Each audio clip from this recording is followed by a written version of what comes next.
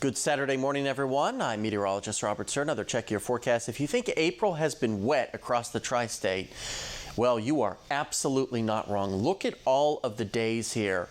I believe that's 8 days so far this month where we have had at least a trace of precipitation. We didn't have any rainfall on the 1st, April Fool's Day, and last Friday and Saturday we were also dry. We'll be dry today, but my goodness, look at all of that rainfall. And some of those days we've had quite a bit of rain, which is why we've had just about 3 inches so far for the month, and we're only up to the 13th. We're not even halfway through the month, and we're running a surplus of well over an inch. And we're going to add to that as we get into next week, as we have more rain chances that are in the forecast, which you can see right here.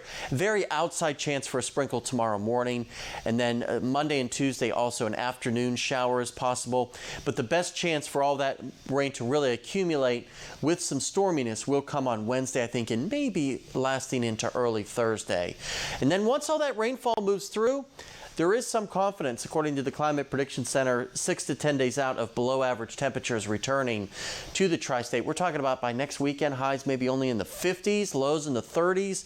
So we're not done feeling chilly, but enjoy this weekend because it will be a nice taste of late spring for the most part. As we take you through today, you can see temperatures for your neighborhood quickly warming up by this afternoon into the 70s for the most part. We'll be quiet today thanks to high pressure that is parked across the Gulf Coast.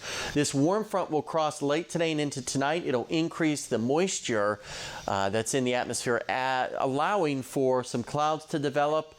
And we could see a sprinkle or two tomorrow morning, but I think most of us will be dry. But definitely tomorrow you'll notice the uptick in those gusty winds. Futurecast will show you just how quiet it's going to be today with those warm temperatures. But by later this evening into tonight, we start to watch that cloud cover build in from the west. Really not that big of a deal.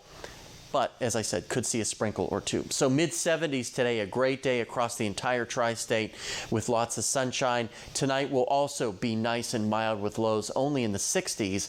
And then as I show you that extended forecast, clouds will increase on Monday. Look at that, 83. For some of you, it might feel hot, but by Wednesday, chances for showers and storms really start to ramp up.